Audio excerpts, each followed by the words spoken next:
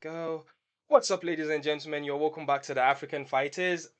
This is where we put African fighters in combat sports, African people involved in African fighters. We put them under the microscope so the world can see them properly. So we tell our own narrative basically. So today we have a special guest. This is the very first MMA ish promoter that we have out of Nigeria on the show. It's none other than O Icebox Okunnu. I don't know which name you would That's prefer. correct. You prefer I go by. Should I call you Mayo? You can call me Mario, but for the sake of MMA, you can call me Icebox because that was my fight name. So Yeah. you use Okay. Icebox.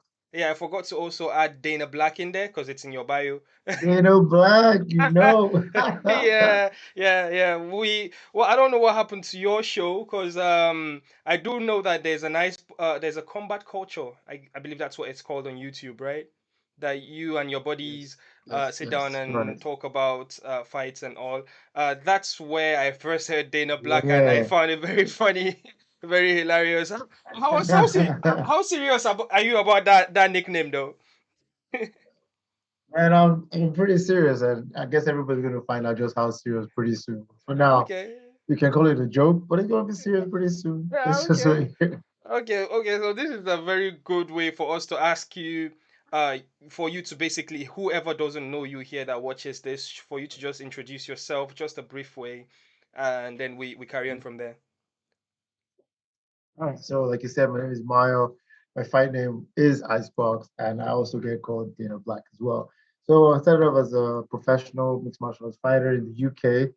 Um, a total record of 16-1. So that's amateur, semi-pro, and professional.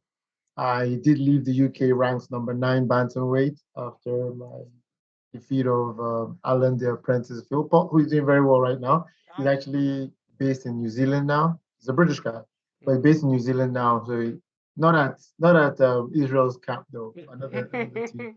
And Yeah. so after defeating him, I got ranked number 9 bantamweight. Obviously, I've been inactive for quite a few years now, so I'm not. Mm. Well, That's my MMA pedigree. I find that kind of bit surprising because I did not know that you were like too fit into MMA. I just thought you were into All right. body fitness and then MMA kind of came in. I did Nah, not know it was the other way around. the fitness thing came on after the MMA. I started off with being an amateur fighter. I had a bit of a unorthodox training style, and people kind of just like, "Hey, what are you doing? I want to train with you." And then the fitness thing that came alongside that. And then the reason why I didn't even make so much noise in Nigeria about it is because I didn't feel like people knew about it. I asked somebody a question. I said, "Oh, and what would you think about MMA in Nigeria?" And the president was like, "Oh, I mean, if Hulk Hogan is involved, then yeah, that's cool." And I was like, "What?" It's like, okay, so homework needs to be done. So I mean, that's why I didn't make so much noise about it. Then I just kind of Oh, okay, building so like little foundation. with regards to Icebox, it being a gym, Yeah. a fitness Okay. center. There's also Icebox Fight Night thing going on. So can you just briefly Uh-huh. explain how the whole dynamic is about the whole Okay. brand? Okay. Okay. So I'm Icebox. My fitness studio is called Body Rocks, and then all the little like daughter companies have the Rocks prefix to it. So the Rocks Fight Club is the fight club within the fitness studio.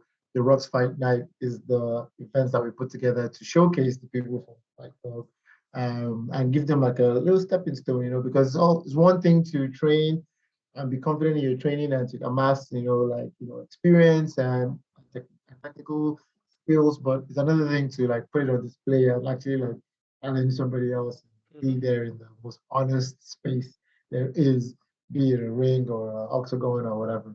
Mm. So those are all the things that come together to form what we do. So we have the events, we have the clubs where we learn how to do the stuff, then we have the fitness side of things, usually which gives people the I would say like the courage to Mm. step in there into the Mm-hmm. fight club, or even just gives them the awareness because some people are just like doing the workouts. Like we have an open plan studio, doing the Mm-hmm. workout, like, oh, what are you guys doing back there? I'm Oh. like, oh, and I see also the people, like ladies, corporate ladies, Oh. you know, picking Oh, can I swear? I was like kicking ass. Yeah, yeah. Yeah, Well, the kicking thing ass. is, yeah. So the thing Yeah. is, I'm not just trying. I'm not trying to Recording in progress. I'm not trying to like disrespect Nigerians or anything, but I Yeah. do know that your whole enterprise is in Mm. is based in Abuja, which is kind of like Yes, the yes. Ajabota area of the country, and the fact that What you they just said, say. yeah, so the fact that you said some corporate people would be curious and then they Yeah. would they would pick up some interest in that, because I do know Yeah. that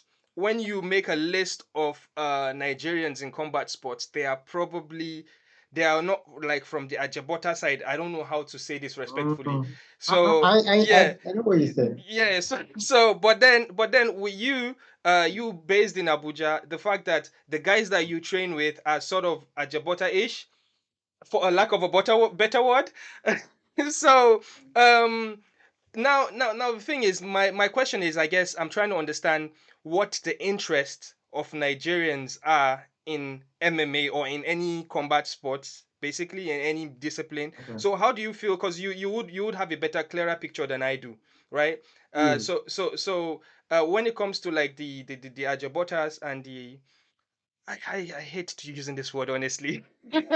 uh, because they are more average. Okay, I should use average living Mm. Nigerians. They are more Mm. average Mm. living Nigerians, which if they are interested in combat sports, it would make the sports bigger at large. Because just like Mm. football, there Mm. are average Nigerians that love football more Yeah, I love than, football. Yeah. yeah. In that sense, how would you say the Okay. interest of MMA is at the moment, and in the past 1 or 2 years, just recently? How would you say How the it's changed. growth? Is there any change that Okay. happened? That's the general question. Okay. If you catch my Okay. drift. Okay, yeah, I do. So I want to give a little bit more context first. So, like I say, I don't like using the word Ajabota, but you would have classed me as an Ajabota when you first, if you met me like a decade ago or 15 years ago. In fact, I wasn't even an athletic student. I didn't do jack while I was in school. Everything started when I was in the UK, and I Mhm. just went to a fight gym, and it started from there. So I tend to have been pushing the same narrative that I have. If I could be the science students who just picked up a little bit of interest, and are like, oh, I'm just gonna have one fight, and then one fight turned into the next one, and the third one, and the fourth one, and I had 16 Mhm. and I got really good. I mean, I had three titles, two in amateur, one in semi-pro. I never got the pro title that I wanted, but I Mhm. mean, I wasn't just average. No, I was pretty good. Okay. And and I came from a very, very, very agile background, if you put Mhm. it that way. I didn't do anything. I didn't do judo. I didn't do Yeah. karate. None of that. I just literally got into that. But I pushed that narrative a bit, and it's part of what I used to kind of draw people in. Like, it doesn't matter. It doesn't matter that you don't have any experience. You can pick this up. You can learn this, and you can.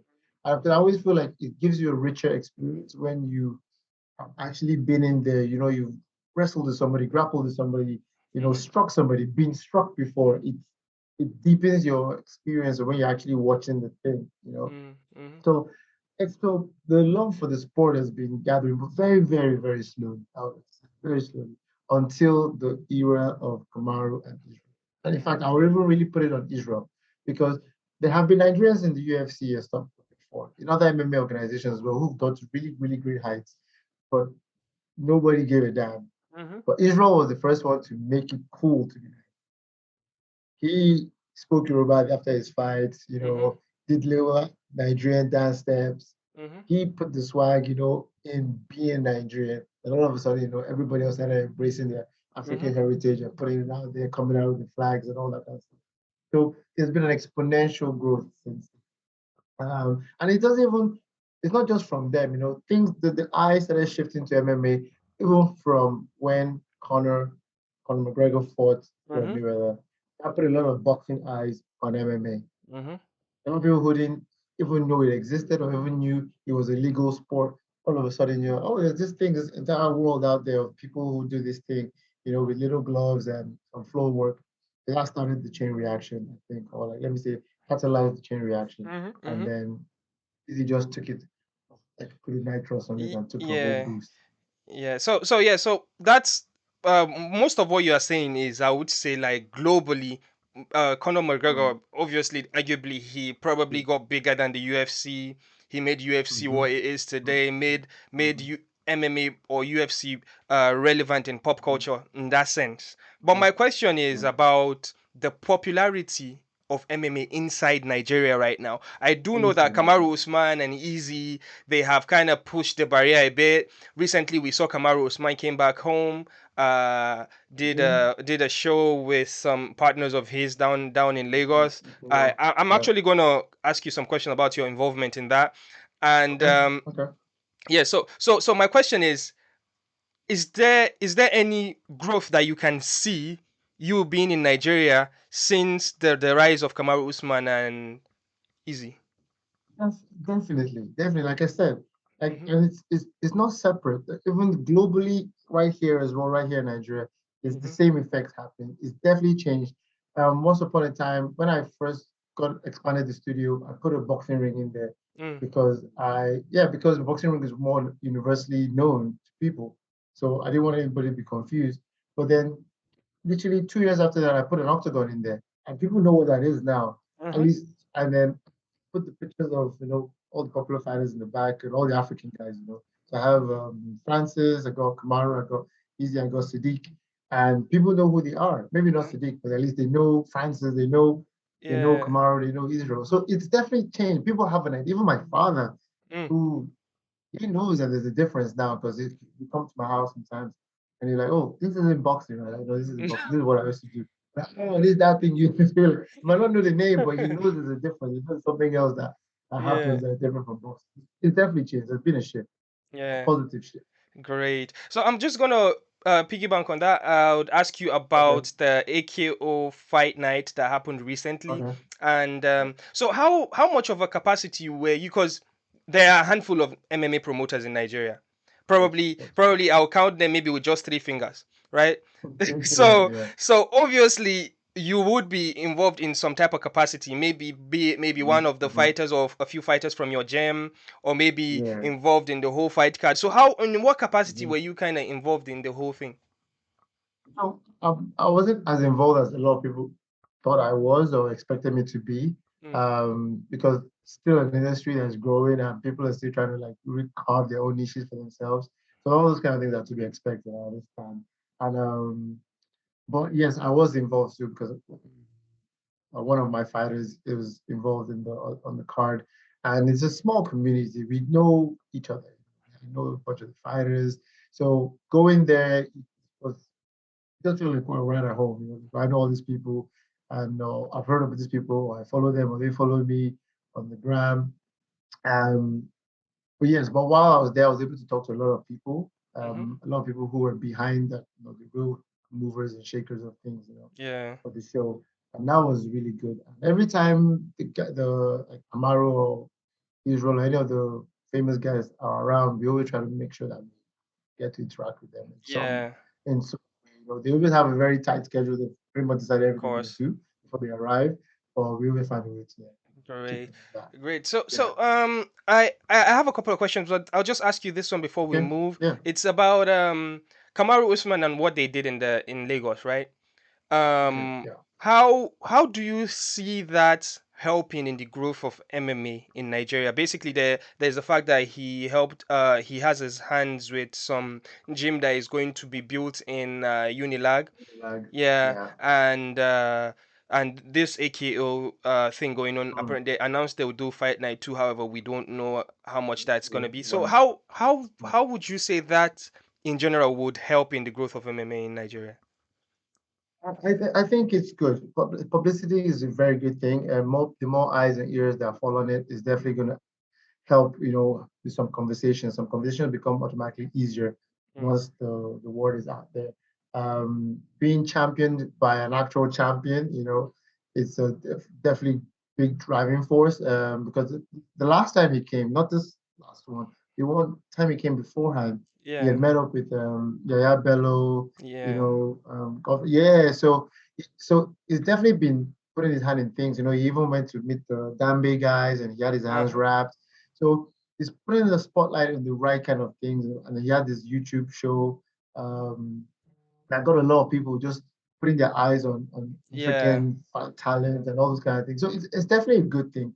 and it's the right people behind it. Some people argue that maybe Kamaru is not the most showy person, and maybe Yeah. have somebody else who's a bit more, flamboyant. Mm-hmm. But I think for the sake of real work and true gritty work of getting things done, I think Kamaru is actually a very good candidate. Mm. Okay. Um, yeah, Okay. Yeah, yeah, you yeah. spoke about African talent in there or Nigerian talent Mm, basically. My yes, yeah, question yeah. is, we have loads of talent, right?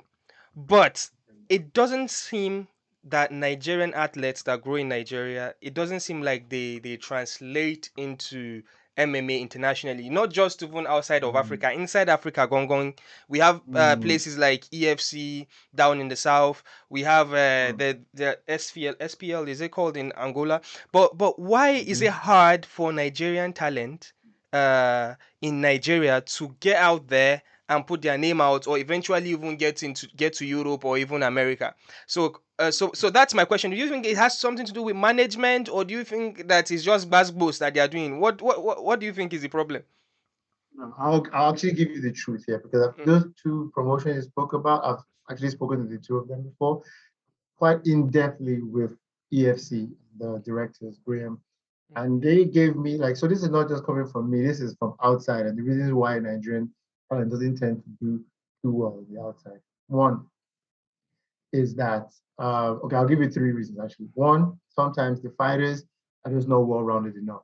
We don't offer wrestling in our colleges and schools, so we don't have that. If you look at all the champions, they have strong wrestling backgrounds, mhm, all of them. mhm, It's a very essential part of MMA. Is the transition point between the striking and the jiu-jitsu work. You just need to have it, mhm, and then wrestling gives you the opportunity to have loads and loads and loads of competitions, which is actually the segue to the second point. A lot mhm, of the time, these athletes have never competed in a crowd more than 200 people, 500 people. Take them to the big stage. It happens. You mm, think, yeah, you're great and all that, but there's a whole showman side of things as an element, and there's a big element now. The more attention becomes currency, all these things become elements that make you a complete fighter. So you could be a great fighter, but if you don't know how to handle the limelight, the public, doing press conferences, all those kind of things, fighting in a huge number of people, it affects you. It can affect your performance, things like mm, that. And then the final one is what you mentioned. Sometimes mismanagement. Sometimes people just don't know what to do. Sometimes this fighters is their first opportunity to leave the country, and then they just think it's a chance to jackpot, and then they maybe apply for the wrong visa, or they apply for the visa, and then they just try not to come back, and then they get in trouble, or they mix with the wrong people, and then get in trouble. So sometimes management. So it all needs to be curated correctly. Everybody needs to be put in line, put together, packaged, and make yeah. sure you create the wholesome fighter that can handle all these different things. It's a good thing. I don't want to toot my own horn, but like someone like myself who's competed outside already, I already know the things that come, things that you're going to face. So I can tell if you're prepared for it or not. Or you might have all the skills in the world, but if you're not prepared for the other elements, you're just going to end up in a bad Yeah. situation as So well. so so something I picked up is about the fact that Okay. you mentioned fighters not being around and all around enough, basically. Yeah, Because yeah. uh if you look at the UFC, for example, which is Uh-huh. something we could use as a good example, most of the champion, or I should say Yeah, 70 or 90% of the champions are wrestling based fighters. So yeah, so yeah. Nigeria, we have wrestlers that train for Olympics basically, but we understand Mm-hmm, how mm-hmm. hungry these wrestlers are, in the sense of being hungry, not just, I mean, hunger and determination. So but I yeah, get it. so Yeah. so there's an issue there, and I don't think the wrestlers back home are even considering MMA as something they could use as a transition to As a basically eat trans, food, yeah. because so I do understand that the most popular combat sport in Nigeria is boxing, right? Them Bashalis, Yes, them yes, yep, yep, Samuel yep, yep. Peters. So I kind of see what you mean, but Mm. I remember also, sorry for rambling too much. I remember when they did the No, AKO please. season one, they Yeah, did get some yeah. Brazilian guy, just one guy, to come like show them jiu-jitsu Yeah. and all that. So, uh, what do you think needs to happen for our fighters to be well-rounded enough so we could actually go out and put up a challenge? Because if you're not well-rounded enough, when you go, a grappler will just Who just just do easy work completely, on you. It would completely be, annihilate you. yeah, because we are popular around the Mm-hmm. world. Like the people are saying Nigeria is the next Brazil in MMA, right? But people don't really know that Mm-hmm. back home Nigeria is not even India. You understand? Yeah, yeah, Yeah. yeah, So yeah. yeah. So what do you think needs to be done? I obviously Nigerian problem is too much. One person cannot fix it. But what do you think now? You will be in the best position. You've studied everything. What do Mm-hmm. you think need to be done? I'll essentially tell you what I'm doing. Okay, Is great. I'm trying to, yeah. So in the Fight Club, we have a proper like fight curriculum. We have a timetable which we offer everything. So Mondays we do like fight conditioning. Mm. Tuesdays we box. Wednesdays is wrestling. Thursday kickboxing. Fridays we get the sparring sessions on, and then Saturdays we do jiu-jitsu. And with the jiu-jitsu sessions, like I said, I can't do everything. Like you said, one Mm. man can't do everything. I can't Yeah. do it all. So in the jiu-jitsu sessions, we have blue belts and two purple belts that come in, and we have like a black belt coming in this month, and then another black belt coming in from Spain Oh. in November. Yeah, so to come help to do seminars, workshops. Very soon, you're going to see these things are going to be more often, more common. You see Mm. people coming in from abroad, coming to do workshops, and eventually you're going to get people who come and stay, and they'll be on ground, and then they'll help to polish our fighters up. You Those know, things that are you know, lacking.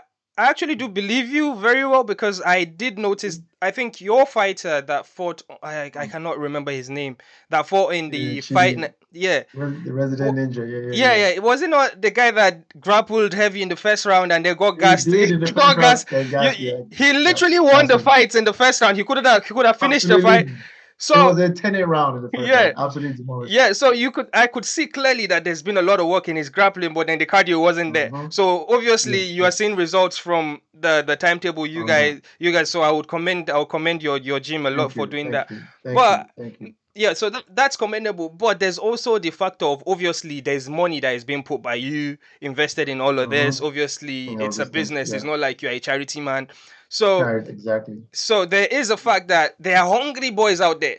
When I say hungry, I mean determination this time. I know. Yeah, okay, okay, yeah. Yeah, so there are hungry boys out there with determination. They will really want to do this, but they don't really have enough money, right, to get signed up in a gym to come pay their Mm, gym fees because obviously it's not a mm, government gym. So yeah. in that sense, in that sense, Yeah. if there's a fighter No, out there that is watching this interview right now that has yeah. all the determination, wants to be a world champion, want to put the work in, right, but does not have enough money, Mm-hmm. I hate to put you in the spot, but is there any way you could help a fighter in that way? We're already doing it. We have Mm, out of the five people that have signed under my management, two mm, of them are sponsored, completely sponsored athletes, where we take care of everything mm, because they can't. mm, They just can't. mm, And there's a lot of people, a lot more that can't handle it by themselves. And also I can handle this pressure all on my own. So I also have friends who also willing to like, invest in certain fighters. Like, oh, I've seen this guy compete before. I like his style or and mm. then they come in and help. So there's programs available. So I don't know if you could post like I'll post up like an email address that can send an email or send a message Mm. and yeah, we'll look into them. We're looking to do it for as many people as possible, but just as far as we can reach financially, because there's so many other things and so many elements of this entire industry Mm. chain that we have to put in place to get moving forward to keep the locomotion. Okay, so let's use moving. this as an avenue to for what I'm about to do next. So I've we spoke to Kennedy Nzechuku, and Oh yeah, yeah, yeah, yeah, yeah. yeah. So he spoke about being open to help out the fighters back home. Mm, When it comes to our established fighters back home that would want to probably mm, help out in a way back in Nigeria. mm. So you now being in a sport that you in a sport I mean like in a position that you have a bit of a structure basically, Okay. Yeah, how yeah. what type of help would you need to like push your program going on? Oh, okay. So a couple of things. Aside the obvious of finance of money, Mm-hmm. um, just I would love to be able to book these guys to come down, and I wouldn't mind even splitting the expense. Like I wouldn't be able to cover the entire expense of bringing Of one of these course. guys Yeah. from the States or the UK. So if they could handle it themselves, or they wanted us to split it, we would split it just to have them come down because it's always so encouraging for the guys here to see that these guys are willing to come, and then the amount of knowledge that they can amass. There's something called the C finish. It's only so after a while they're gonna just start seeing me as, yeah, my, we've learned everything we can from him. And it's also good for me too, to because I've been out of the game, actively Yeah, out of the game, or I'm on the bench now, for a while. So it'd be great if we have like active guys who are really still in it, come encourage the guys and get seminars and workshops done. If every yeah. month we could have one fighter come down and do a workshop on anything, striking the whole MMA game, jiu-jitsu, wrestling, it goes such a long way. Because that Mm. time we can do it, do free seminars, get a whole bunch of guys to sign up, register, come through, and then we find a way to screen from there and see who's actually serious about this thing and who we want to take further. Well, I think that would be a fantastic avenue. All right. Thank you so much. There's 4 minutes left for you to get into your Oh, next yeah. scheduling today. But Yeah. before I let you go, please, can you just do you have any plugs, any upcoming events you have going on, or anything that you want to drop in here? Oh, okay. Oh, wow. I wish I remembered all the dates, bro. But I'll just go with obviously our Instagram handles at Icebox Body Rocks. You can follow us on Combat Culture Africa. I know we've been quiet for some time, but we Yeah. just restarted things again. And you'll get to see more. We're going to be consistent this year, we promise. So at Combat Culture Africa on Instagram and on YouTube as well. We have about 9 different shows planned for the year. Oh. Um, yes, and we're going to I'll send over the dates to you guys. Just drop Yeah. that for, Yeah. Most I'll give most you most all the dates definitely. We'll properly. push it. We'll push it. But We'll yeah, push it. they kick off from March, and but it's going to be an exciting year. Like I said before, like I hinted before, there's going to be so much more activity, like cross borders Mm-hmm. happening, and the limelight is only going to keep like intensifying as time goes on. Yes, Yeah. cheers. Thanks, man. And before you go, please, if you don't mind, just a little bit of a cheap plug for us. You could just be like, hey, yo, guys, this is Mayo Icebox. And Yeah. you just list your credentials if you want to mention them. And then you'd be like, this is the African Fighters. Can you do that, please? Sure. So my name is Mario Icebox Okunnu, aka Dana Black, and I've just been interviewed by my man, Mr. Mino Jibril, on African fighters, and I loved every minute of it. And everybody should tune in, follow these guys. They're doing amazing work. Thank you so much. Oh, thanks, man. Thanks a bunch. Thanks for appreciating us. And I did not even know that you guys were even noticing us. We were just pushing. We were just Ah, pushing the thing. sure thing, man. We're watching y'all. We're watching y'all. Yeah, thanks. We appreciate it. And I'll just let you go now. Just 2 minutes left. All right. Thanks so much for having us, man. Okay, man. All right. Thank you. Peace.